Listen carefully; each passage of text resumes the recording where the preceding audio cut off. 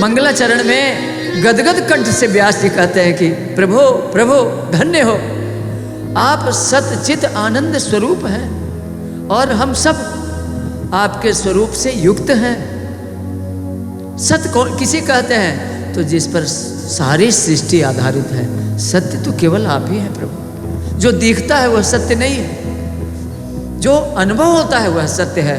जैसे हम लोग श्रवण कर रहे हैं, सुना रहे हैं, ये केवल परमात्मा की अनुभूति हो रही है।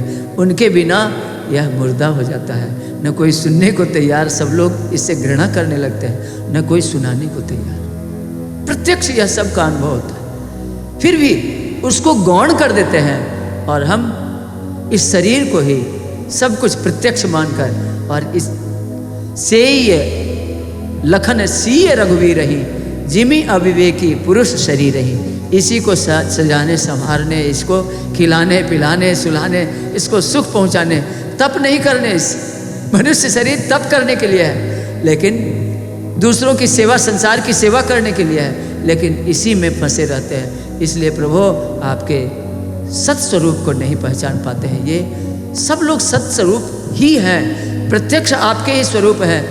ईश्वर अंश जीव अविनाशी है, ये कहते हैं, संत भी मुहर लगा दिए हैं, लेकिन सब लोग मानते नहीं कि हम अविनाशी अंश हैं। शरीर के बीमार होने से अपने को बीमार मान लेते हैं, शरीर के आदर से अपने को आदर वाला मान लेते हैं, और पशु पक्षी की तरह सुखी दुखी हो जाते हैं। कुत्ते को भी आदर किया जाता है तो राजी होता है। हम लोग मनुष्य होकर थोड़ी सी ऊंची नीची होती है तो दुखी हो जाते हैं, हमारे मन के मुताबिक नहीं होती। ये सत्य का अनादर करना हुआ।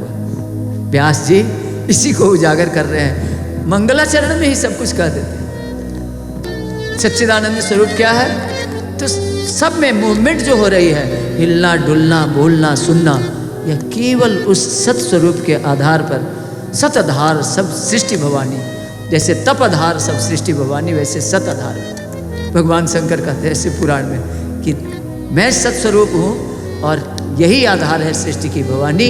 तुम्हारी सहायता से सृष्टि का मैं विस्तार करता हूँ और तुम्हारी सहायता से संहार करता हूँ। हमारे यहाँ काशी में चिता भूमि कही जाती है, चिता पर की ही भूमि है और पृथ्वी पर नहीं है। भगवान शंकर त्रिशूल पर काशी को विराजमान रखते हैं और अंत में मंत्र देते हैं। थोड़ा सा अभी भी हमने देखा है वहाँ शरीर छोड़ने वालों को कान थोड़ा उठ जाता है, एक कान ऊपर हो जाता है, राम मंत्र देते हैं भगवान शंकर और उद्धार हो जाता है। बोलिए भक्तवत्सल भगवान की।